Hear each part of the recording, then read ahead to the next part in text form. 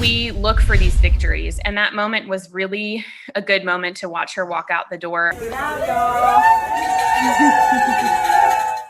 It's the summer that teenager Savannah Brigman of Clyde would mostly rather forget. She loves calendars, and she cannot figure out where the month of June went. She slept. Her dad, Sandy, says she was intubated and sedated for that entire month. But last week, she uplifted everyone when she walked out of Mission Hospital after 96 days in the pediatric ICU. Stronger every day. Stronger every day. It's now hard to believe that Savannah, who has Down syndrome, spent 2 weeks on a ventilator. She pulled her little mask down, and she said, "Daddy, will you pray with me?"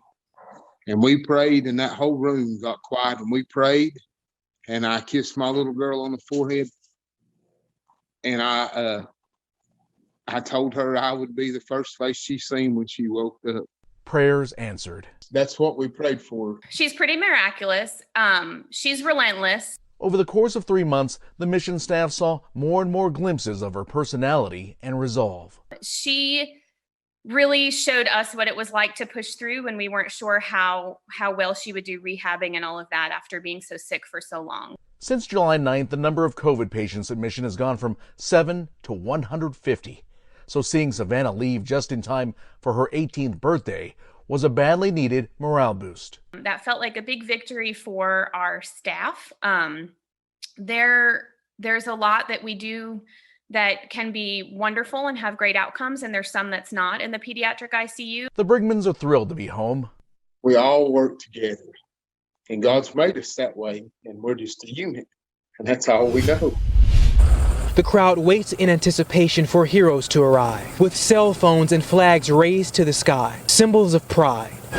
And the heroes finally appear, not on horses, but on bikes. We're here to show the families that those heroes won't be forgotten. He's talking about those brave first responders who died on September 11th, 2001, the ones who paid the ultimate sacrifice. And all those that are still dying to this day from 9/11 illnesses. So the Brotherhood riders started their journey in Naples, Florida, August 21st, to remember those killed in the line of duty in Florida last year. Then they continued north on their journey toward New York City, remembering those who died there 2 decades ago. The Myrtle's Inlet Elks Lodge, their place of rest for the night. At 5:15, when the third building fell, building number 7, I was just standing too close. Michael Finnegan was on duty with the NYPD when the Twin Towers were hit. I ran into the back of a fire truck in all the dust. I broke my knee and my hand.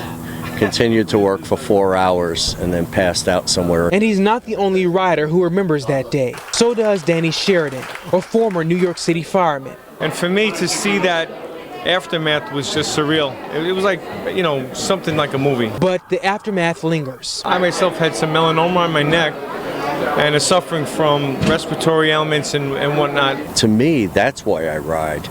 They're still sick. They're still dying. I'm blessed. I ride for those who can't. These riders willing to go 1,000 miles to honor moments of strength and bravery. The hospital CEO tells me they never thought they would have to do this, but she says they brought in a mobile morgue because so many people are dying from COVID. This mobile morgue is a grim sight. It's now parked at the back of UNC Southeastern Regional Medical Center in Lumberton. The facility's CEO, Joanne Anderson, tells me 30 people have died of coronavirus this month alone.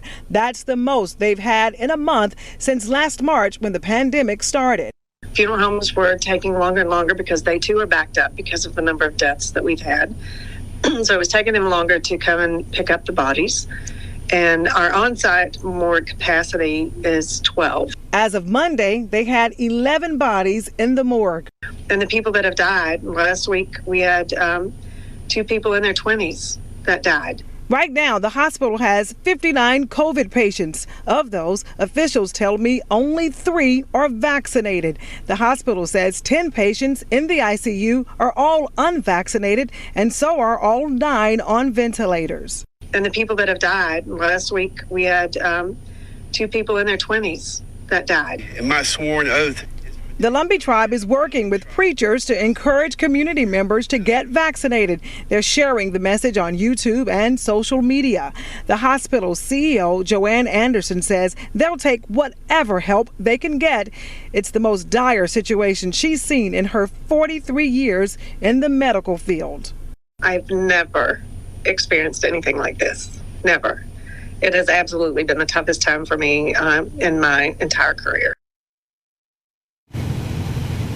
Right now, the hospital is so full, they are holding patients in the ER because they have no beds for them.